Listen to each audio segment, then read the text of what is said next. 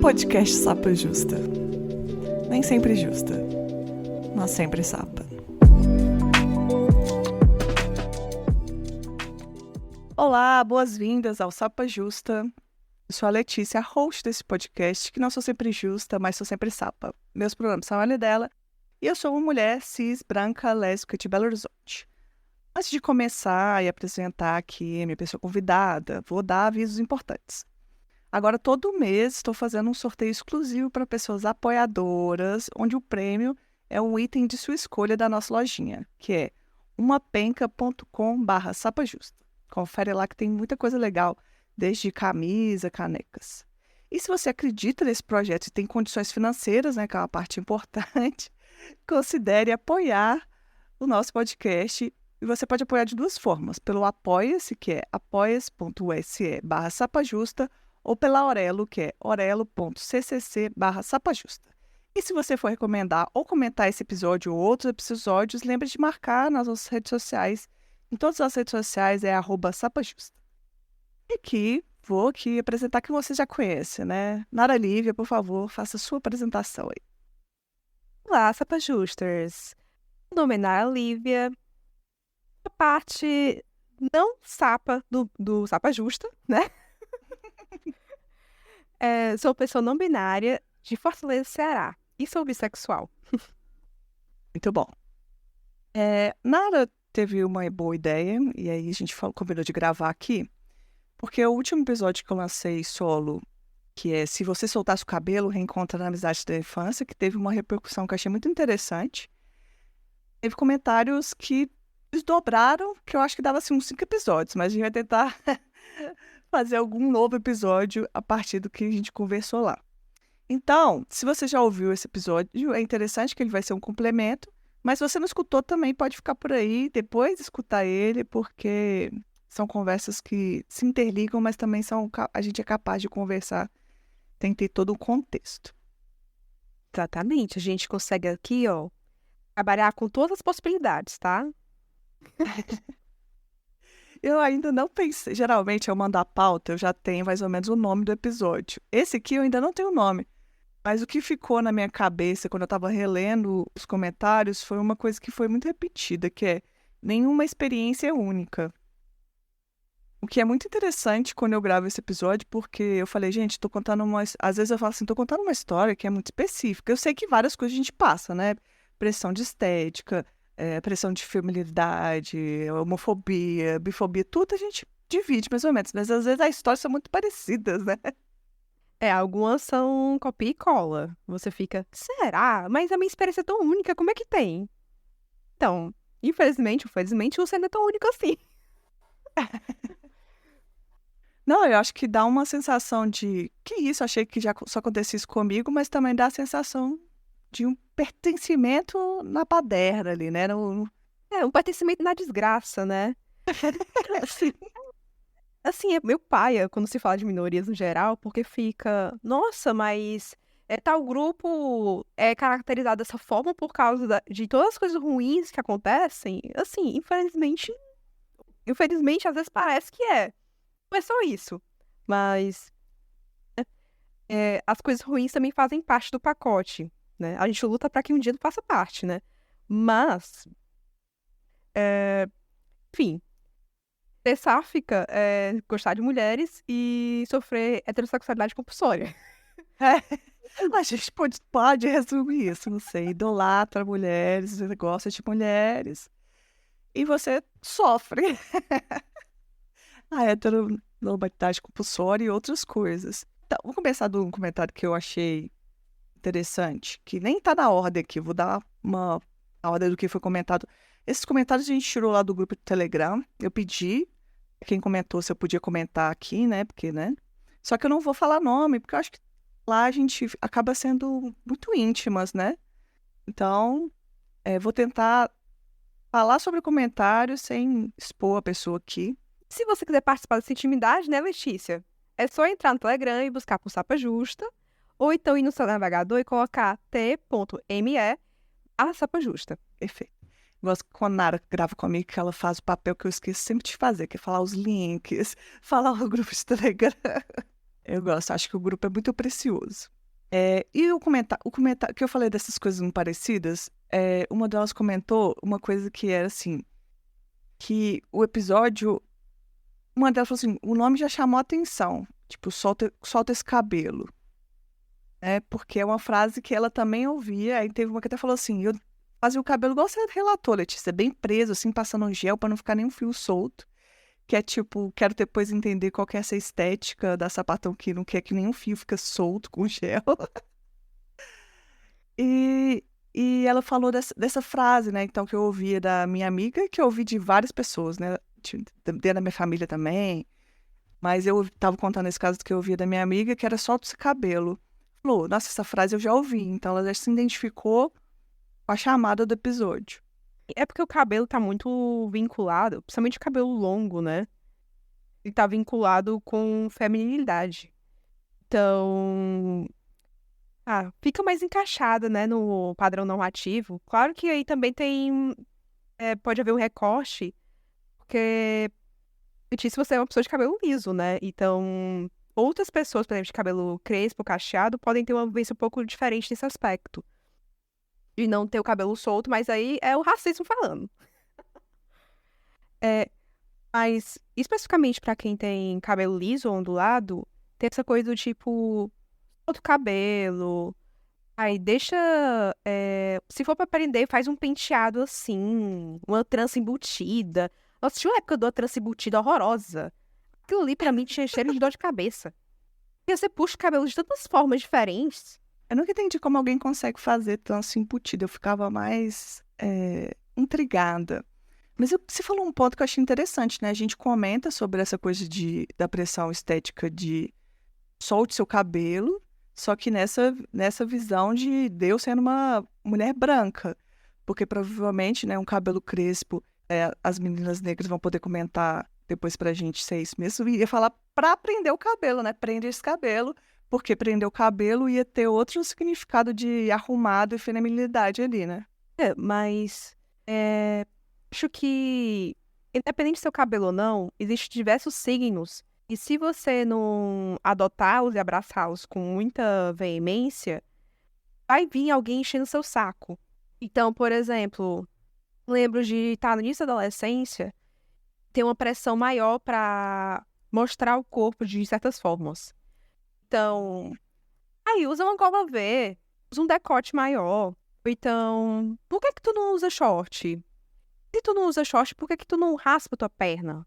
Sempre tem alguma coisa pra apontar do por que você não tá sendo feminino o suficiente. Você não pode parecer uma pessoa não feminina, porque senão fica muito na cara que talvez tenha, muitas aspas, tá?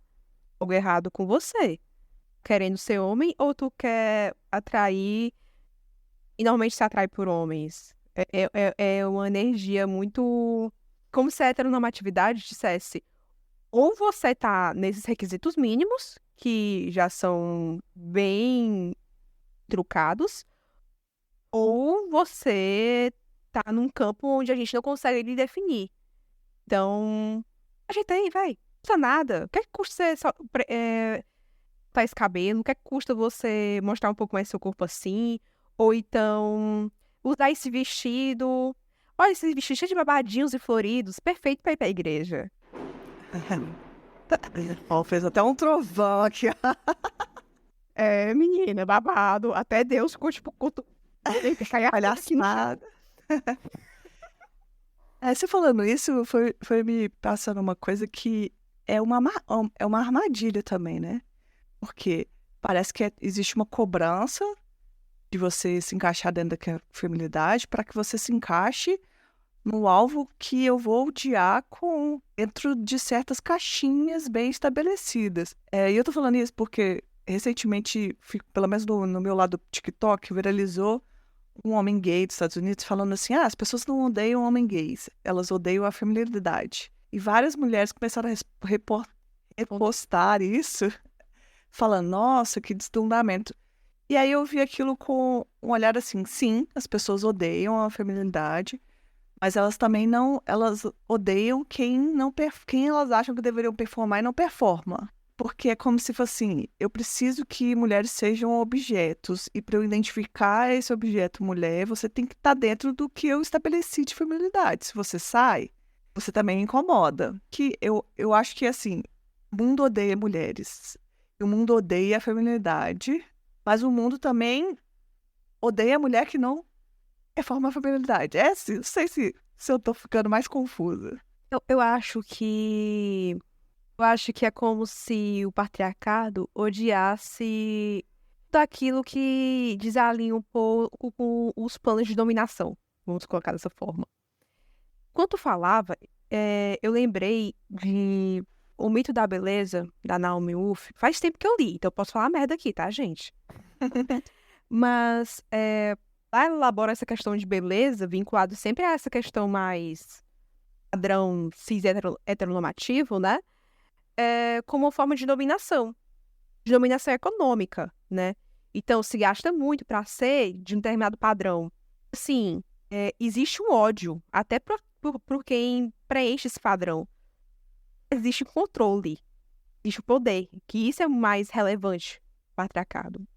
Então, a partir do momento que você forma outra coisa, que você sai dessa norma, gasta o dinheiro com outras coisas, você sai um pouco do controle. E isso sim tira do sério. Verdade. Até porque muito do que a gente pensa de primeira, né? Sendo bem binaristas aqui nessa relação de o que é feminilidade, geralmente está ligado a alguma coisa que você compra. Sim. Maquiagem, até coisas que são suas. Você vai deixar o cabelo crescer, um cabelo grande tem que ser hidratado, tem que ser cuidado. Cortar de 3 meses para manter um corte específico. Quem inventou? Se você não quiser o corte específico. Existe a feminilidade não é de graça. Ela tem um preço. E o preço, às vezes, ele vou pagar quitê, ou o preço do tempo que você se gasta para se encaixar ali, para ficar dentro daquilo que se pede. E o lance de voltando para essa coisa de solta o teu cabelo, então deixa o teu cabelo assim, o assado.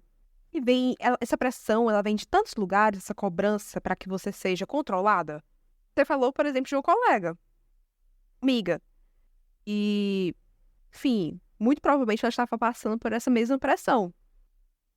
Poder disfarçar Sim. qualquer coisa que ela estivesse sentindo. Muito louco, né? Parando pra pensar assim, tipo, o que você sente é disfarçado por algo visual, algo físico. No que a gente tá falando de um sentimento, é algo totalmente subjetivo que ninguém vê assim, né? Tem nenhum divertidamente visível ao olhar pra sua cara. Mas, enfim. E isso vem de colegas, isso vem de família, isso vem colégio como um todo, vem da igreja, vem da tiazinha na rua, e às vezes vem a sua própria leitura de mundo. Muita gente, por exemplo, vem de uma família mais aberta, vamos dizer assim, mas ainda tem diversas questões consigo mesmo, porque fica olhando para o mundo e sente segurança. Ou então olha para os pais e pensam, não, eles são abertos porque ainda não é dentro de casa. Não sabem que tem dentro de casa uma pessoa LGBT. Ou então uma pessoa que necessariamente, pode até ser cis hétero, mas não é tão bonequinho ou bonequinha que seja. E aí tem medo de uma certa coerção. E é muito louco porque a gente deixa de se conhecer por essas diversas expressões. Podem ser tanto nos contextos que a gente vive no geral, como muito mais uma insegurança que a gente tem por ver o mundo. Claro que a família, eu acho que uma das coisas que mais nos afeta, porque está direto, é o nosso primeiro mundo, né? Para ir para o mundo de fora. A gente não é salvo do que o resto do mundo vai nos afetar. E você me falando aí, me lembrou de 2 pontos que as pessoas trouxeram nos comentários lá, que eu não trouxe no episódio, e que caberia trazer super, né? Mas eu estava fazendo um recorte de amizade ali, que é família e igreja. E se cabe aqui, vou tentar falar um comentário, que foi, eu acho que um dos que mais me impactaram. O relato dela é grande, então vou tentar resumir aqui nos pontos que eu achei que foram importantes. Ela contou no grupo lá de Telegram, quando ela era criança, a mãe dela ficava emperequetando ela de rosa, de coisas, ela mesma diz, introjetava uma feminilidade de uma forma muito dolorosa. E ela fala que é muito além do literal, porque tinha até a questão de brinco, se furar orelhas. Toda semana, ela conta que ela tinha que furar a orelha dela, porque a orelha dela fechava. É como se o corpo dela falasse assim, cara, eu não quero brinco. Só que a mãe dela ia lá e furava de novo, porque uma menina não pode ficar sem brinco. A gente pensa assim, é meio bárbaro, né? E ela passava por esse processo várias vezes. A mãe dela colocava o brinco rejeitava, entupia, tinha alergia. Ah, não, não pode ficar sem brinco. Ia lá e furava ela de novo. Eu pensei o quão bárbaro é essa violência, porque ela é repetitiva e não tem nenhuma reflexão sobre isso está fazendo bem para minha filha, fisicamente, emocionalmente, e sendo que ela falava que ela não gostava. Mas a imposição de que uma mulher precisa estar de brinco com uma criança, né? Porque no caso ainda era uma criança, era tão mais forte que a mãe dela não via isso e ficava revivendo. Tanto que até ela fala que depois ela falou: não vou mais, para de furar minha orelha, chega, não vai ter mais isso aqui. E aí a mãe dela falou: não, então você vai usar brinco de pressão. Era assim, inatingível a impossibilidade dela não usar brinco. Quando você para pra pensar nisso, eu fico assim, gente, já começa na barbárie de furar a criança lá com 2 meses de idade, porque tem que ter, né, a imposição de gênero tem que começar cedo. Vou deixar você falar um pouco, senão eu me revolto com essa história aqui. Começa um reclame aqui só nesse comentário. Olha, se você quiser começar logo, porque eu vou demorar muito nesse tópico, porque é, eu não tive esse lance da orelha, porque a minha mãe, ela tinha um negócio que ela achava que furar a orelha era sexualizar a criança. Ah, Então, eu só tive a orelha furada lá pros meus 12 anos, porque aí eu já era mocinha. Eu não podia usar calça jeans, porque era sexualizar demais, tá? a sua mãe é da igreja? Não é da igreja, mas ela é tão ortodoxa que às vezes parece, viu? Tem esse outro lado também, né? Tem a mãe que sexualiza a criança para ela ser feminina demais, mas tem outra imposição. No caso, eu tinha que ser uma boa moça dos anos 80. Então, não, tem que usar vestidinho sempre abaixo do joelho, tem que usar sandalinha, não pode usar All-Star. Eu demorei muito pra ter All-Star. Entende? E assim, eu não queria furar minha orelha pra usar brinco. Eu pensei, não, se for pra furar a orelha, eu quero botar logo um alargador, porque eu acho massa. E aí minha mãe ficou tipo, jamais. Resultado, 18 anos, furei minha orelha sem avisar pra ninguém. Aí, beleza. A minha mãe achou que eu ia usar brinco. Eu comprei aqueles alargadores falsos, porque se eu fosse largar de verdade, eu fiquei com medo de não arranjar emprego. Tem isso. Querendo ou não, é uma questão, dependendo de onde você mora, né? E, enfim. Então, hoje em dia, eu uso aqueles alargadores que, tipo, 2, 3 milímetros, que se você botar brinco depois, tá de boa. Então, Eu também uso. mas é isso, sabe? Eu tenho certeza. Eu tenho certeza. Não é nem, tipo, será assim? Não, eu tenho certeza. E a mãe dessa ouvinte ficava fazendo uma pressão pra filha sempre ter brinco, mas se a filha quisesse meter um piercing na cara, não deixava. Ah, claro. Porque isso não é feminino. O povo comenta muito isso, né? Furar a orelha da criança, a menina com dias de idade, eu acho que fura. Ok. A adolescente está com 12 anos, não deixa furar piercing. O que eu acho que deveria, porque piercing a pessoa pode, a não ser o alagador, que eu acho que eu não sei se volta tudo, mas o piercing a pessoa tira, é diferente de tatuagem, né? Do alargador depende do tamanho que fica. Aí dá pra ter que fazer cirurgia dependendo do tamanho. Tatuagem, assim, ai, gente. Olha, assim, realmente tatuagem no rosto e no pescoço ainda é um tabu. Mas de resto. Ah, mas eu ia querer que me proibisse. Se eu tivesse feito as tatuagens que eu queria fazer com 16 anos, eu ia estar arrependida. Mas esse não é o ponto. O ponto não é esse. O ponto é, tipo, o sofrimento ele é tolerável se for pra ser feminino. Isso, essa é o ponto. Todo sofrimento só é... Nossa, isso dá uma frase muito boa, né? O sofrimento só é tolerado se for para você atingir a feminilidade. E se não, pra que você vai fazer isso? Acabar com o seu corpo? Mas você ficar lá raspando, se for para botar o que for, aí pode acabar com o corpo. Laser. Mas o resto, não. Inclusive, eu quero fazer reclamação. Eu não sei quem foi o filho da puta que inventou que laser não dói. Ai, não, porque você tem que fazer o laser tal, que de tal marca que dá certo. Gente, pelo amor, dói, tá? Sim, eu não sei como é que é o laser pra peles negras, porque eu sei que é um tipo de laser diferente. Mas e o laser pra pessoas de pele branca, em área que é doloroso sim, tá? Volta tudo. Pensar, você nunca mais vai voltar, tá? Estão mentindo pra você. É isso. Eu queria deixar só essa reclamação, porque eu fiz laser e deu errado. Doeu. E voltou. É muito caso disso, não é um primeiro relato que eu escuto que não deu certo, só sofreu. Mas eu acho que a gente tira uma lição que todo sofrimento para a mulher é pouco se for para ela atingir a feminilidade, se for para fazer o papel de ser mãe, de cumprir o lar. Se você for para encaixar nisso que a sociedade está ali programada, todo sofrimento para você é pouco. De resto, você está arrumando coisa para sofrer. Se você quiser outra coisa, é isso que eles vão dizer da gente. Exato. E eu vou me aprofundar no exemplo do laser, tá? Eu fiz laser em algumas áreas porque realmente tinha muito pelo, me incomodava. Não me incomodo com os pelos em si, mas a quantidade, grossura, assim, me afetava na minha saúde, né? Enfim.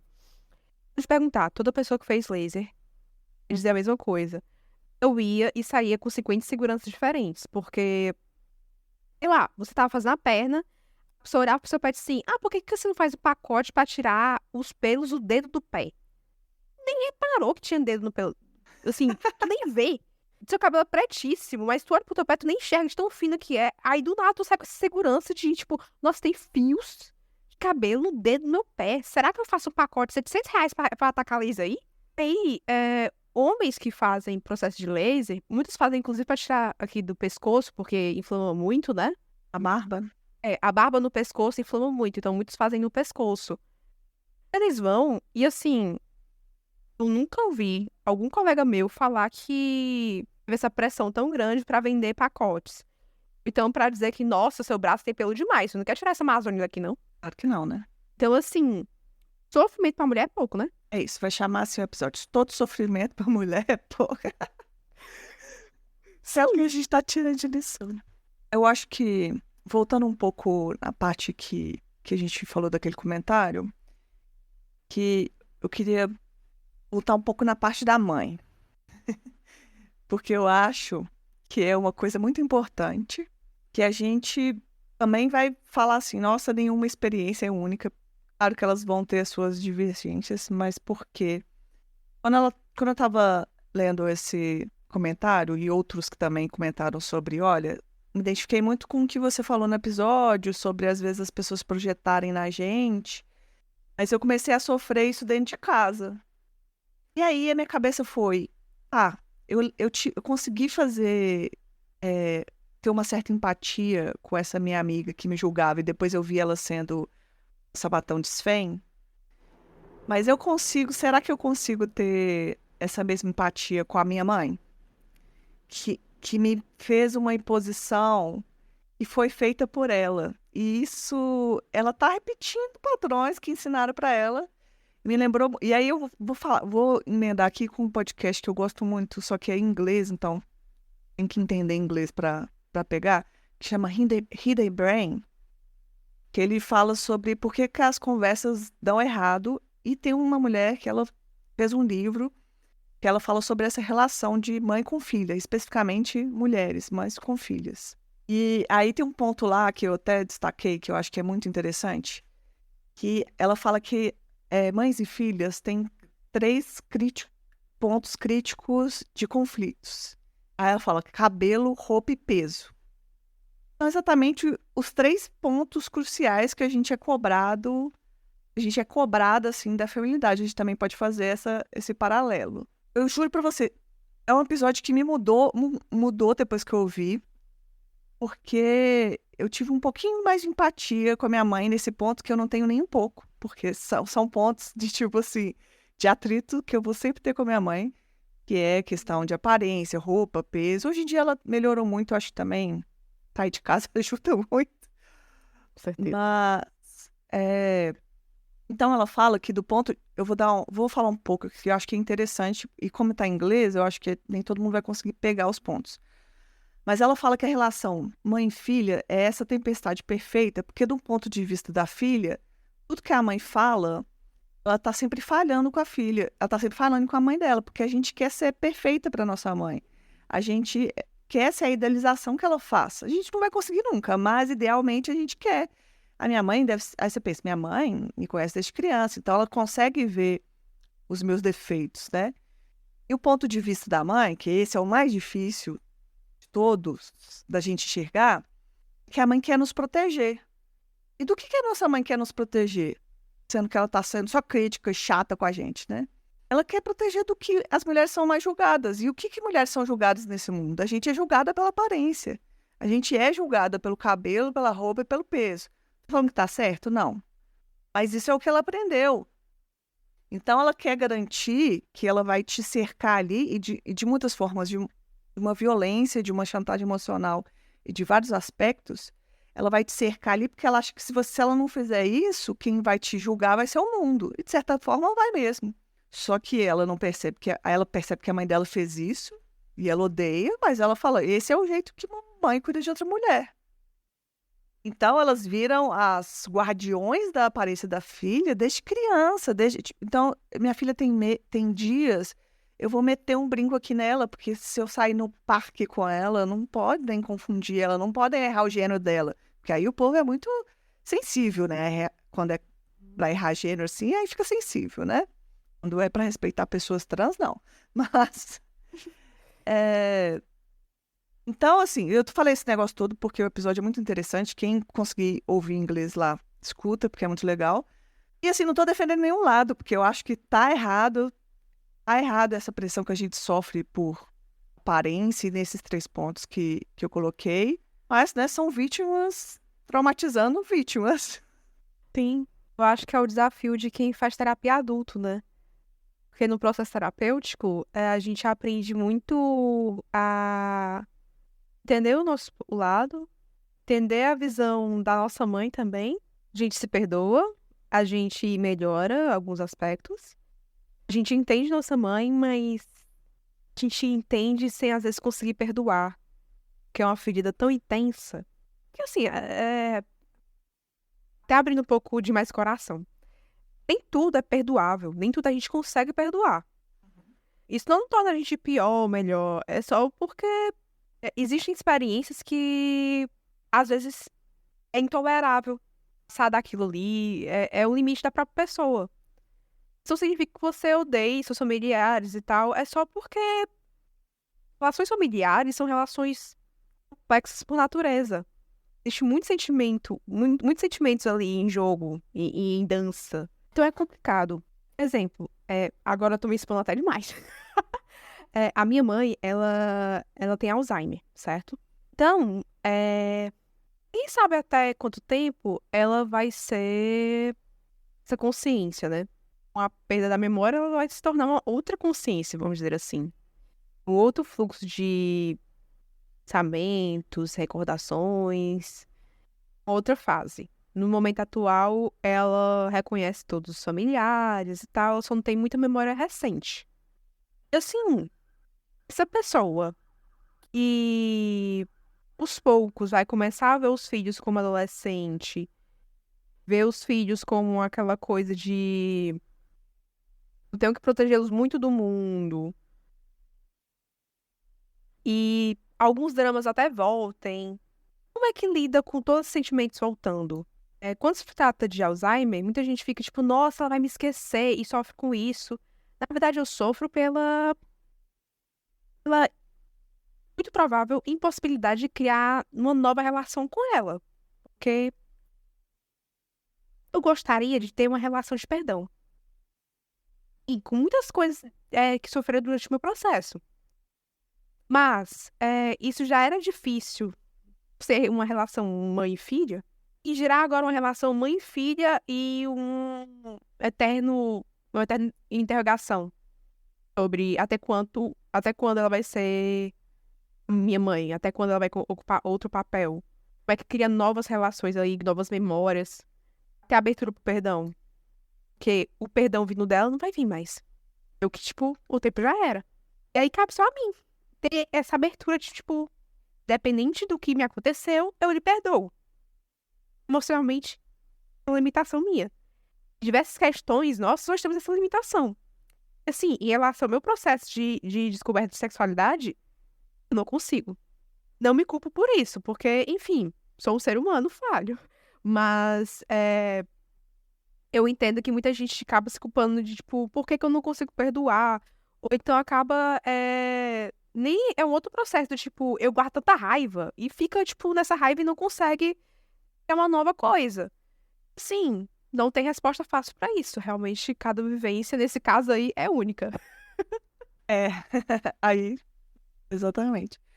Assim, primeiro, né, sinto muito por essa situação, que eu acho que de forma nenhuma vai ser fácil, né? Mas você fala muito sobre perdão. E assim, eu não sou psicóloga, nem católica, então eu sou. Claramente não, a gente já tem histórico nesse programa. Eu não acho que o perdão é a salvação. E muito pelo contrário, tem várias coisas nas relações com os meus pais, que são os dois familiares que eu escolho ter relação ainda. Eu não perdoo, porque eu acho que eles deveriam ter agido de outra forma e que também não acho que vou chegar num momento de perdoar, porque tem coisa que não, que o gato vai pular aqui. Tem coisa que não cabe perdão no sentido de falar, você errou. Ah, talvez você não tinha as melhores ferramentas para lidar com aquilo, ok. Mas eu não vou fazer assim, ai, nem às vezes que a gente perdoa, a gente não supera. Então, eu acho que isso é muito vendido nessa sociedade que a gente vive cristã, que se você perdoar, suas feridas vão sanar e vão ser bem resolvidas. Não é isso que acontece. Eu acho que o que pelo menos me ajuda em algumas coisas, que nem tudo ajuda, é procurar entender o processo que aquela pessoa passou e ter empatia com o que aquela pessoa passou. Mas isso não exclui tudo que você sente também, né? Não exclui o que você sente, não exclui você ter raiva daquilo, não exclui você ficar ainda chateada porque aquela pessoa te feriu como ser humano, não exclui você achar, olha, você deveria ter agido melhor, e também não exclui você pensar, tá, ela fez o que pôde. Eu acho que a gente tem mania de ser binarista, né, que acha que a gente vai sentir só alguma coisa, a gente pode sentir vários sentimentos ao mesmo tempo. É igual a gente pensa, torci meu pé antes da viagem. Aí vem gente e fala assim, nossa, que bom que você não torceu na viagem. Começa um monte de gente justificar coisas. Não, peraí. Posso estar feliz que eu não passei mal na viagem, eu posso estar triste porque eu perdi a viagem. A gente tem, na maioria das vezes, sentimentos múltiplos. Só que a gente acha que a gente vai ter só um. Ou eu vou amar essa pessoa incondicionalmente, eu vou perdoar ela, ou vou chegar num momento que eu vou espelhar, eu vou ter uma relação, olha como aquela pessoa tem uma relação boa com a mãe dela, eu queria ter igual. Isso não vai acontecer. Eu acho que o que nos melhora, acalma o coração, porque 100% não fica, é a gente ir compreendendo isso. Tem alguma parte dessa pessoa aqui que realmente eu consigo apreciar. E tem outra que eu não vou apreciar, porque não bate comigo, eu não acho certo o que ela fez. Sim. Isso, agora é o momento jovem mística, tá? Gente, eu tiro tarô, tá? Tiro tarô e eu fico olhando também outros oráculos. E tem um oráculo chinês que eu não vou saber falar o nome corretamente, eu acho. Mas eu acredito que a pronúncia mais correta é Ijan, ou coisa assim, tá? Tradicionalmente é um jogo de varetas, mas hoje em dia se joga com moedas. Você joga moedas e cada configuração de queda dessas moedas configura uma linha de um hexagrama. E aí, como é que você lê o resultado disso? Você lê as primeiras linhas do hexagrama, as 3 primeiras, depois as 3 últimas, e compreende isso como um fluxo, onde as coisas estão sempre acontecendo. Aqui no Ocidente, no Brasil também, a gente está muito acostumado com o baralho cigano e o tarô. Você tem passado, presente e futuro. São blocos mais estáticos, né?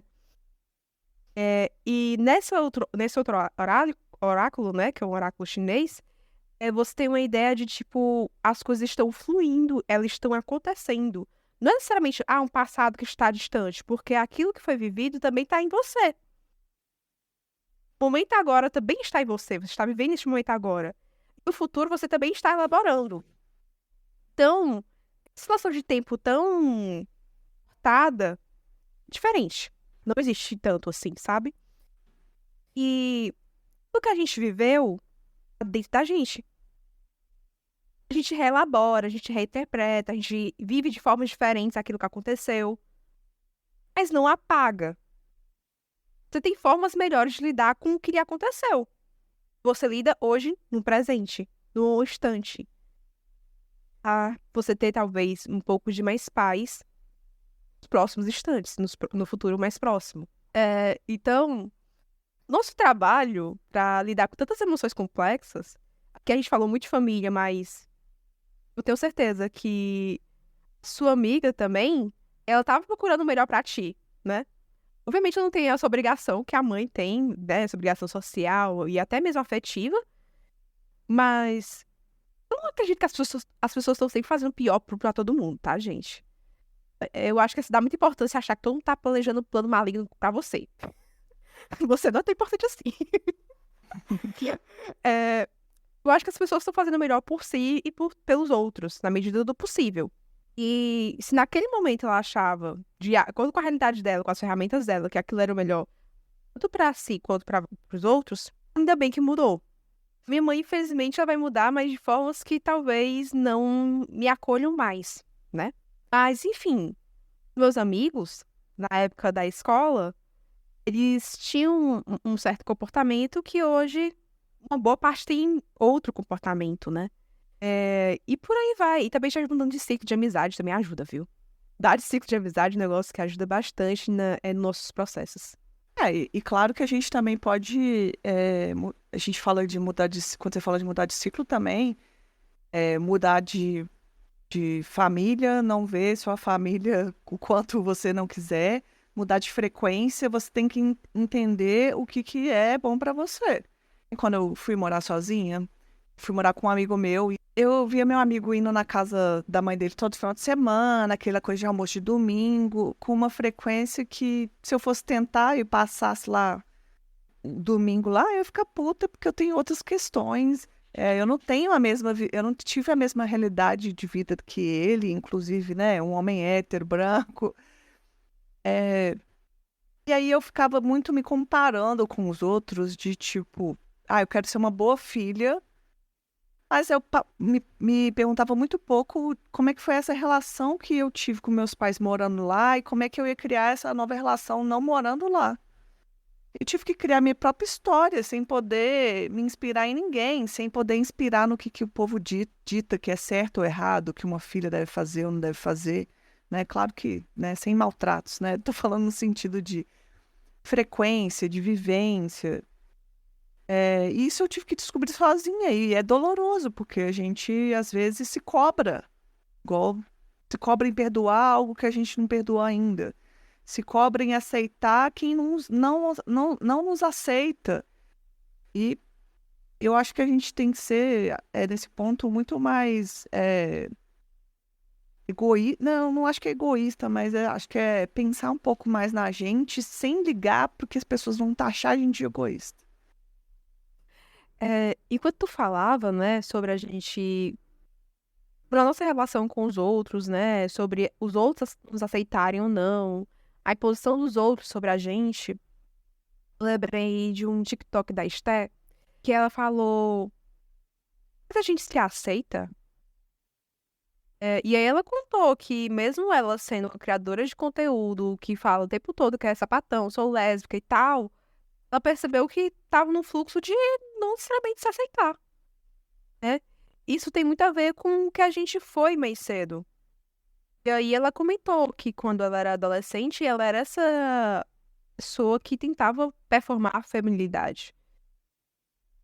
Assim, hoje em dia, a adolescente dela estaria puta com ela, porque como assim você não virou aquilo que deveria ser? Então, E a cobrança não acaba, né? Se você, não importa qual, digamos, vamos chamar aqui de lado que você vá, há sempre alguém te enchendo o saco, ou você mesmo te cobrando, né? sim, é porque a gente tem os nossos demônios interiores, né? Tipo o desenho animado, que tem um anjinho, um diabinho, e eles têm a nossa carinha. A gente também tem essa voz, que pode ser uma voz do passado, pode ser uma voz de inseguranças novas que foram surgindo, dizendo, tipo, oi, você é isso aí? Tem certeza? Eu acho que deveria fazer tal coisa, deveria ser de outra forma, se portar de outra forma, estar com outras pessoas. E nada disso ser bom pra você. Então, e assim, a gente aqui tá falando, né, principalmente de cabelo, que foi o início da conversa. Mas pode ser tantas coisas, sabe? Até fugindo um pouco da temática de sexualidade. Pode ser, sei lá, certeza que você quer fazer esse trabalho mesmo? Você não quer ser esposa do troféu? Ficar com um barbudo qualquer e encher a tabela do sexo e, enfim, ter uma vida caseira? Sim. E isso que você tá falando me lembra também que uma amiga minha comentou, porque no episódio lá eu dou o nome da menina que eu conheci, que era minha amiga e me julgava pela minha feminilidade. Depois eu vi que ela era uma mulher lésbica desfém. Ah, e eu dei o nome de Tainara. Aí minha amiga falou assim, escutando o episódio, eu percebi que eu já fui Tainara e já fui Tainarezada. Ou seja, eu já fiz isso com os outros, já fizeram isso com a gente. E eu fiquei reflexivo com esse comentário porque a gente faz isso o tempo todo, até a gente não para de fazer isso. A gente está sendo julgada, a gente julga os outros, e dentro de vários aspectos, não só que a gente pontuou aqui, cabelo, peso, brinco, feminilidade, não feminilidade, mas a gente faz isso com o que você falou, profissão, vai ser posa troféu, pobre. Por favor, não sei. Tá?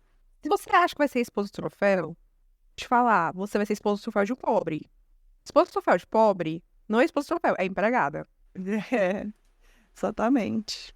É assim, e são discursos que muitas vezes são esvaziados porque a gente repetiu muito aí nos últimos anos e que tinha um certo sentido de falar que, não sei o que, a gente quer direitos iguais. E a gente não está nesse patamar, né? Ao meu ponto de vista, que a gente estava que a gente luta e persiste é muito sobre mulheres, nesse caso que a gente está falando aqui, não serem vistas como posse, como objeto. Então a gente ainda está nesse patamar da sociedade. Então, quando você é um objeto, você às vezes é produzido, é introjetado. Você tem que se portar de tal forma, senão você não serve como objeto. E essa coisa da gente ter tanto Tainara quanto, né? Muito isso, a gente. Nossa ferramenta de proteção tem muito a ver com as nossas inseguranças, né? Você tem insegurança que, sei lá, de alguém achar que você não é menino o suficiente porque tem um cabelo preso direto e que vão te zoar, que vão até agredir de alguma forma, né? Mais violenta, falando. Você vai reproduzir, porque você tem esse medo. Então, tipo, solta o cabelo, melhor pra você. Então, eu não sei onde é que eu vou bater isso, mas eu acho que eu estou elaborando alguma coisa. Eu acho que isso se aplica para tudo, né? Que você tem medo. Então, se você tem medo de ser julgada pela sua aparência, a primeira coisa que você vê, você fala, gente, como é que aquela pessoa consegue sair sei lá, descabelada, na rua desse jeito? Como é que fulano não vem de salto alto para a empresa? Sei lá, as pessoas fazem isso. Deve fazer, né? No mercado de trabalho faz bastante. Eu que estou de home office, que não sei mais. Ou então até aquela própria discussão que pra gente soa bem velha, né? Do tipo, você tem que vai usar roupa curta? Ah, é que vai pra outro patamar, né? Vai pra outro lugar, do tipo, tem esse receio, e aí é que uma coisa não necessariamente tem a ver com a outra, né? Mas a insegurança, ela não é lógica, tá? A insegurança, ela só acontece. Não é, e isso fica marcado, porque se você não é uma pessoa que, pelo menos, resolvi que vou seguir tudo, tiver na moda eu vou usar, se é blusa de babada eu vou usar, se não for ok, não pensar muito no que você gosta, se não gosta, beleza, eu acho que pode ser de alguma forma uma jornada fácil. Ou se você vai para a jornada talvez que nada disso me interessa, pode ser outra. Eu me encontro no momento que eu estava conversando com uma amiga minha, e até hoje eu não sei ainda se eu não gosto de tal coisa, porque foi imposta demais na feminilidade, eu tomei ojeriza aquilo, ou se eu não gosto daquilo porque fui criticada quando usei, falaram que era masculino demais, ficou tudo bagunçado na minha cabeça. Então, eu, por exemplo, por um tempo, eu acho que eu fui transitando em várias performances, digamos assim. Por um tempo eu não gostava de brinco, não usava de jeito nenhum.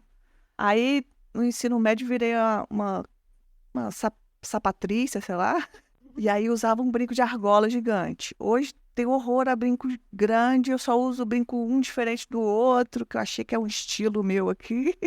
Ah, maquiagem. Será que eu gosto de maquiagem? Do que eu gosto? Ah, isso aqui eu acho interessante, outra não. E essa, eu tava conversando com essa minha amiga, ela apontou algumas coisas que também foram lá no grupo, Povo falou, ela falou assim que a feminilidade às vezes lembra o momento dela que ela vivia na igreja evangélica lá, e era uma igreja evangélica que não era dessas que era só saião, era uma coisa que você tinha que ser bem feminina. Então ela associa muitas das coisas da feminilidade com uma opressão que ela vivia, não só de feminilidade, mas uma opressão dentro da igreja.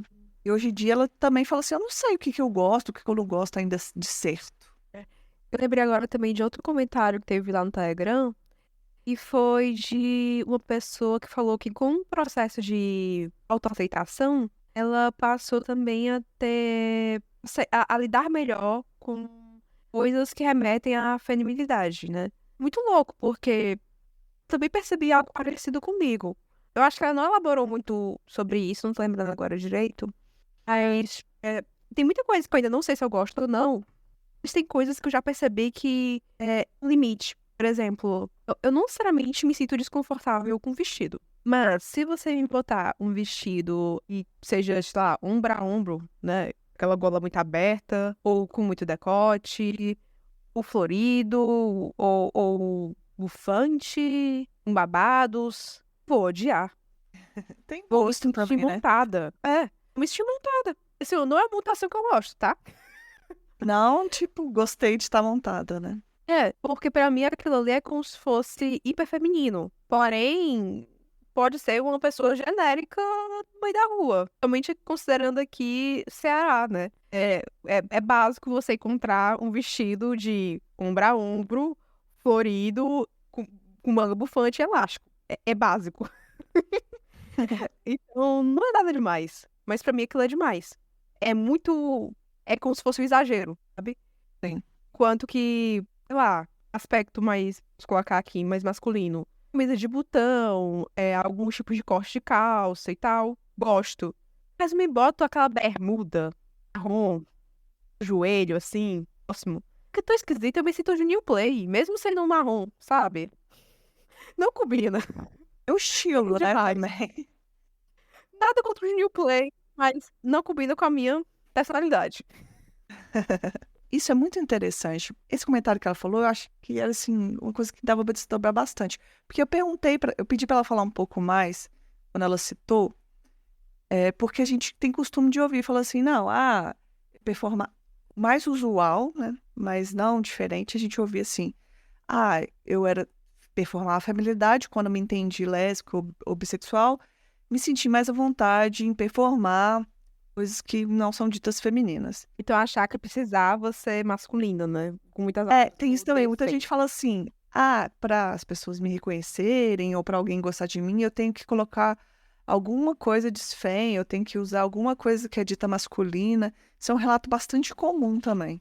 E depois a gente vai percebendo, né? Tipo, tá, eu posso gostar. E talvez seja interessante, porque você experimenta uma coisa, você gosta, outra não. É um processo. Mas o que ela falou, que eu acho que faz muito sentido também, né? Que faz sentido para ela, é que ela falava assim, que antes dela perceber que ela gostava de mulher, se assumir, ela tinha uma tendência maior de rejeitar as coisas que ela considerava do universo feminino, e tinha uma fase que ela, assim, que ela só usava roupa de academia, ou coisa que ela achava que era um pouco andrógena. Ela falava que ela tentava se vestir de forma mais masculinas aqui, né, vamos usar entre aspas, mas no fundo ela sabia que ela gostava de outra coisa. E depois que ela foi entender por que ela estava fazendo isso, porque apesar dela entender que a feminilidade não se resume à sexualidade, os padrões que estavam colocando, ela também estava dentro da igreja, ela estava rejeitando essa feminilidade cristã, porque era, ó, você tem que ser assim, essa feminilidade é assim, você tem que ser submissa e ser moldada assim, porque assim você vai atrair homem. Falou, opa, eu não quero isso não.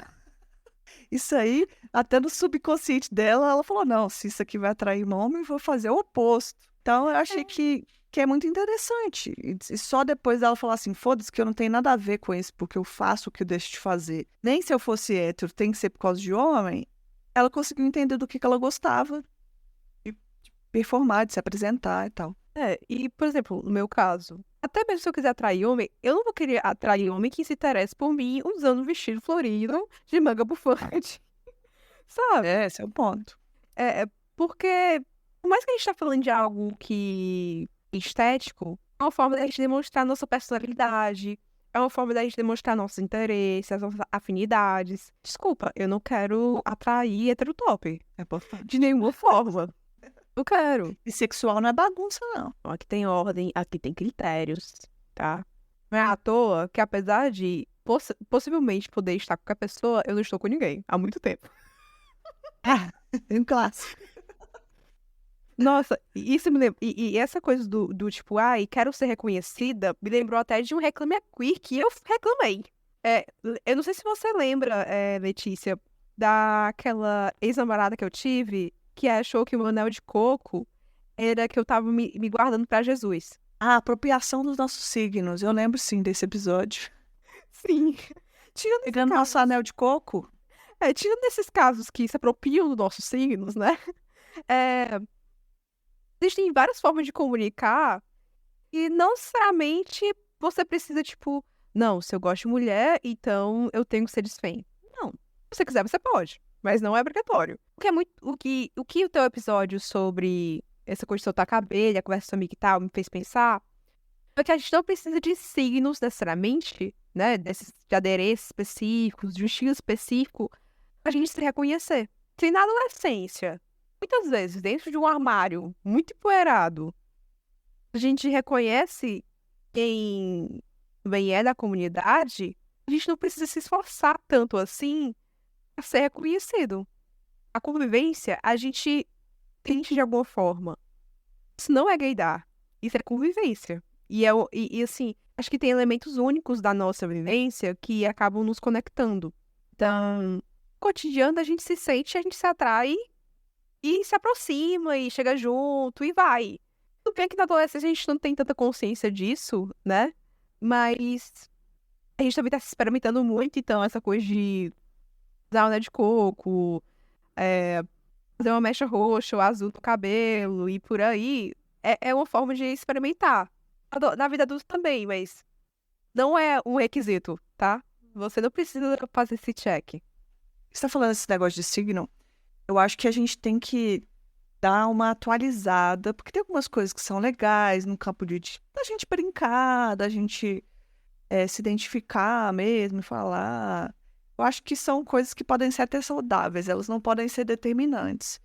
Porque houve um tempo, até, vamos dizer, recente, duro, outro dia que foi, anos 80, anos 90, que esses signos eram essenciais, porque a gente não tinha muito menos liberdade de ser visto aí. Então, se você ia num bar e via uma mulher com um sapato que era dito masculino, era o sinal que você precisava para você abordar aquela pessoa ali. Porque se você abordasse qualquer mulher, você poderia ser morta, né? Ser denunciada, várias coisas poderiam acontecer.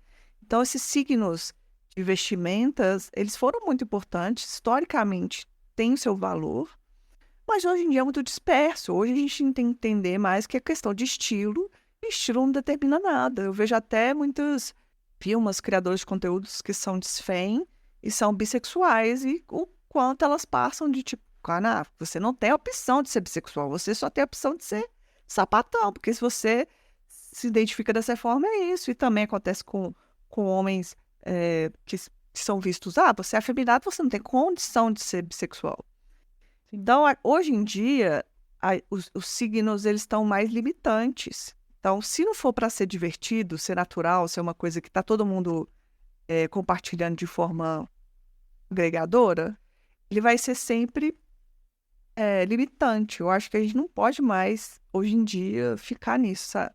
Mas uma coisa que eu tô pensando é porque a gente tem um repertório muito de capital, né?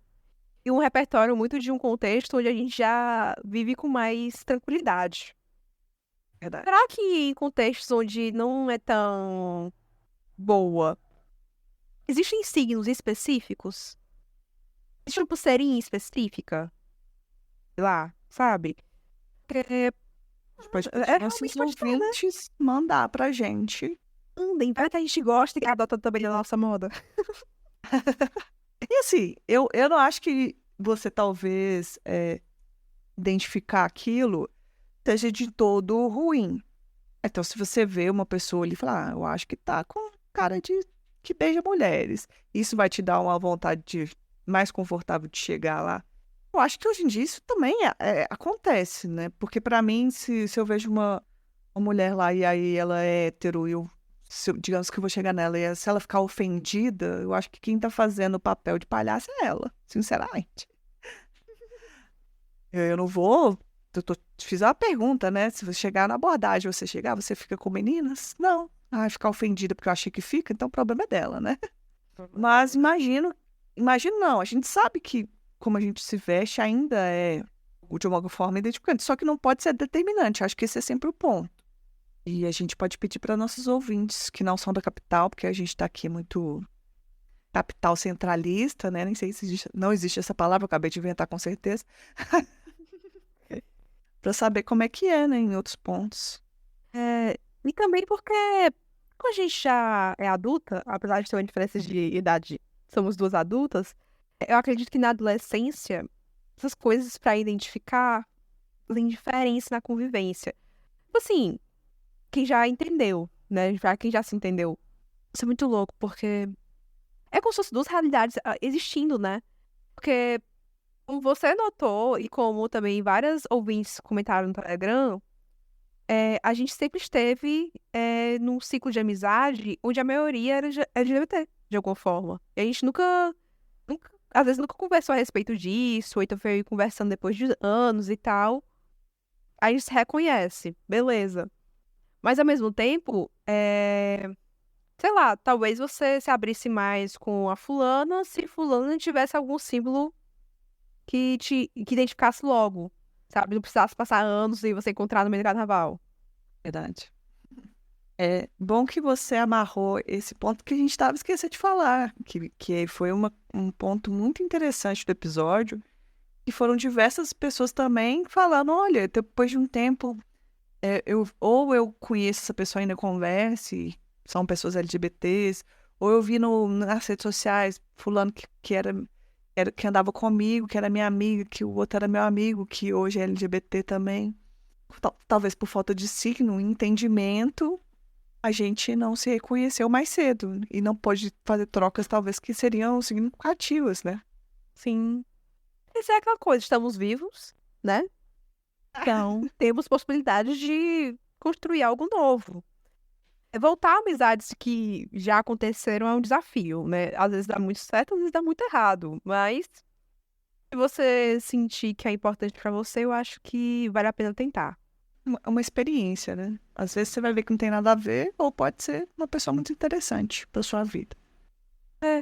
O que eu senti tentando resgatar algumas amizades que, tipo, depois de anos, sou LGBT também, que bom! E tentar conversar, algumas coisas são problemas de vida adulta mesmo, do tipo, a agenda não bate, então como é que se encontra? Uhum. Outras pessoas são Aí, já tô com a minha vida fechadinha aqui, eu não quero mais ninguém. Não sinceramente tem algo contra você, mas, tipo, cansado, enfim. E tem gente que realmente não é que não goste de você ou você não gosta da pessoa, mas vocês se tornaram pessoas diferentes que hoje em dia não bate. E aí tudo bem também. Então, isso que eu falei que a experiência pode ser muito boa, pode ser meio frustrante, mas eu acho que é importante, se você sentir que tem espaço, conversar com essas pessoas que estiveram na sua vida, que hoje se entendem LGBTs, sei lá, eu acho que trocar uma ideia é bacana, vale a pena tentar. Tive boas conversas, mesmo que essa pessoa não tenha ficado amiga de volta e tudo, eu tive boas conversas e, sei lá, vale a pena tentar.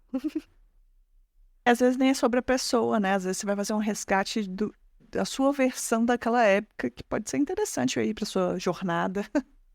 Menina, é terapia, assim, dá na canela. Você viu aquele filme que chama Past Lives? Sim.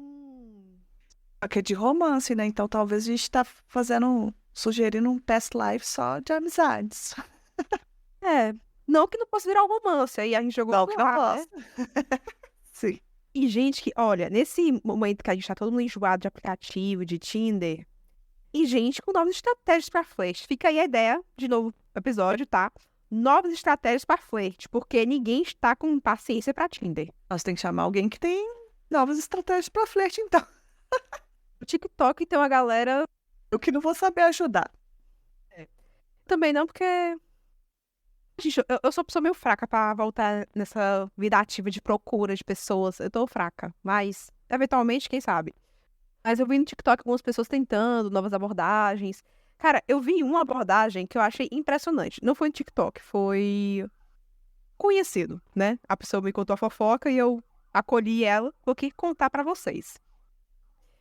O querido tava na academia e viu um boy interessante. Ficou, será que ele é gay? Será que ele não é? Como é que a gente começa essa conversa? E olha a genialidade. Ele chegou perto do boy e disse assim: Oi, tudo bom, gente? Então, eu tô fazendo treino com o personal, mas eu esqueci o meu celular em casa. Você pode gravar o meu movimento e mandar pra mim no Instagram?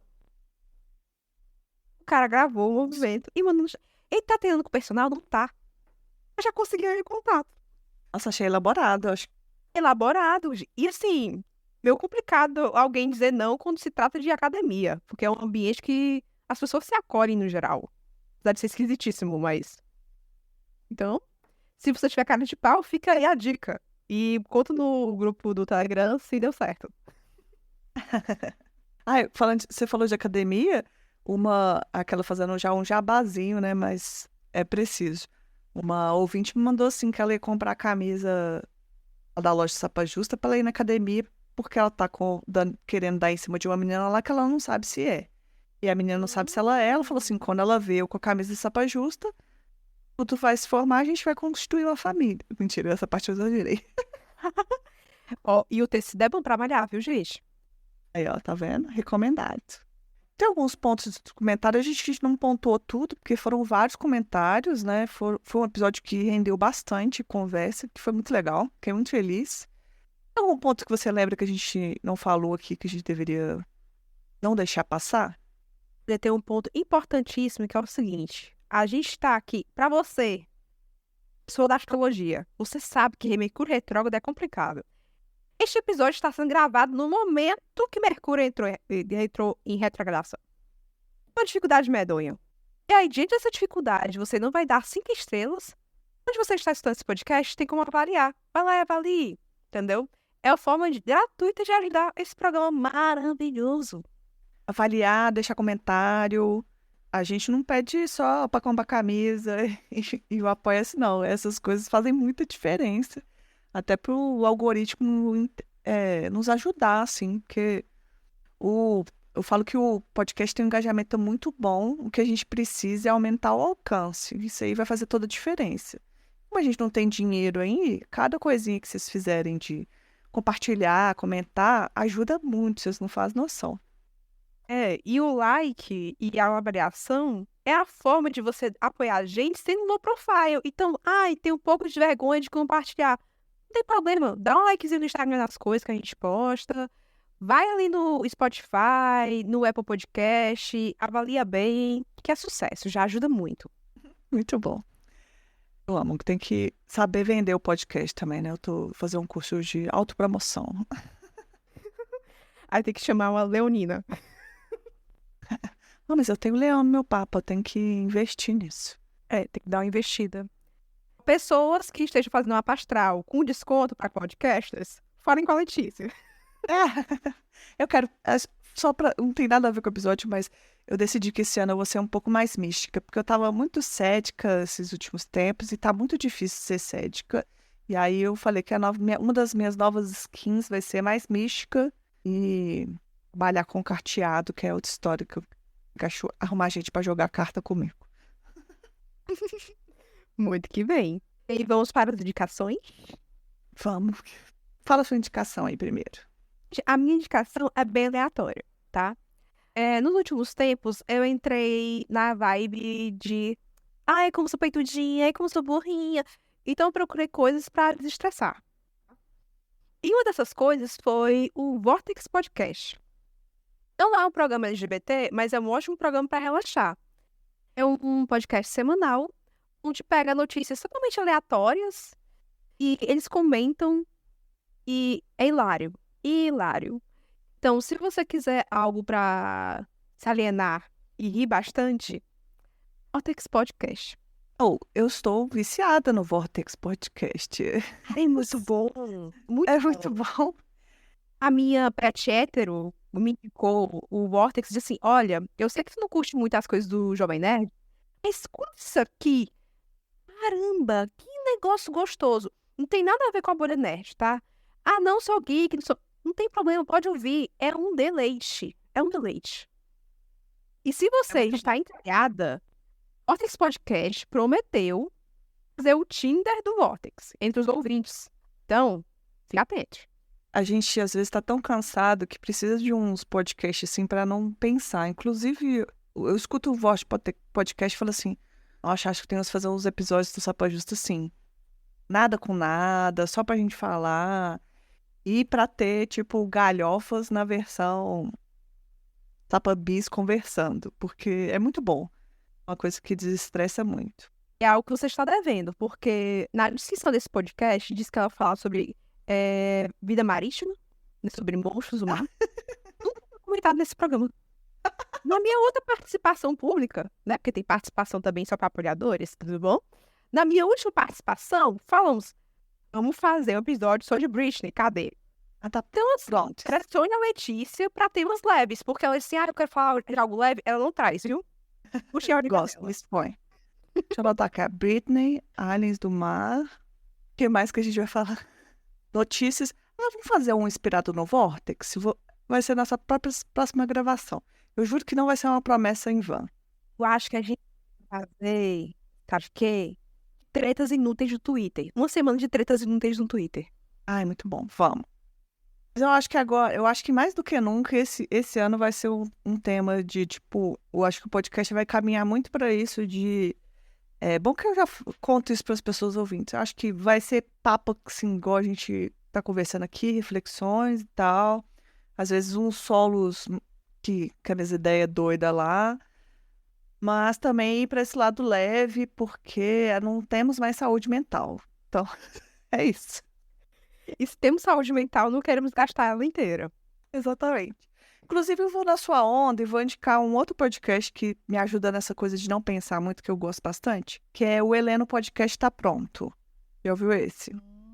É babado, viu? Então, a Lana e a Raíla lá, que elas são primas, elas contam coisas, assim, super aleatórias. E é engraçado porque a interação das duas é divertida. Então, fica aí dois podcasts pra gente descansar a mente. Ótima indicação, gente. Adorei. É isso, né, gente? Então, até o próximo podcast, próximo episódio. Nada disso. Termine falando que temos que seguir quem? @sapajusta em todas as redes. Apoiem em apoia.se/sapajusta ou então orelo.cc/sapajusta. Ah, perfeito. Dá 5 estrelas. Mas o que o povo pede, né? Tem tudo isso. Comenta, compartilha, faz a pirâmide do podcast, manda pra alguém que você sabe que vai gostar do Sapa Justa. Para de ficar. Tem gente. Sabe que tem gente que tem ciúme de podcast, não gosta, quer que fala assim. Ah, esse é o meu podcast, não quero que as outras pessoas escutem. Mas aí é sacanagem, né, gente? Vamos dividir o podcast aí. Não, é bom dividir, minha filha, porque, olha, se você não pode contribuir de formas não pagas, né, de formas pagas, você tem que distribuir a mensagem do Sapa Justa, principalmente para ter mais possibilidade de mais pessoas conseguirem contribuir financeiramente e sustentar. Porque, olha, fazer podcast em 2024 tá um rolê, viu? Só pra quem resiste, viu? E olha lá. É. Então, se não quer que o podcast acabe, compartilha. É isso. Boa noite. Um cheiro em todo mundo, tá? É isso. Muito obrigada, Nara, mais uma vez. Obrigada. Até mais, gente. Até mais. E aí, gente, gostaram do episódio? Eu estou passando aqui só para lembrar que o Sapa Justa só é possível graças a uma parte de ouvintes que colaboram financeiramente para o projeto. Isso é feito por meio de uma campanha de financiamento coletivo. E você, quer apoiar o Sapa Justa? Divulgue os nossos episódios. Se você pode apoiar financeiramente, acesse o apoia.se/sapajusta. Atualmente, damos preferências à plataforma de financiamento mensal. Mas você pode apoiar pontualmente usando a chave Pix, que é o nosso e-mail, contato@sapajusta@gmail.com. Quer fazer parte da nossa comunidade do Sapa Justa? Entre no nosso grupo de Telegram. O link é t.me/podcast Sapa Justa. Lá a gente está construindo uma comunidade muito gostosa. Eu sou suspeita para falar, só que é muito boa mesmo. A gente comenta os episódios e muitas das vezes as ideias do episódio que eu gravo aqui vêm de conversa de lá. Vem fazer parte junto com a gente e vem construir esse podcast junto comigo. Apresentação, produção e pauta, Letícia Martins.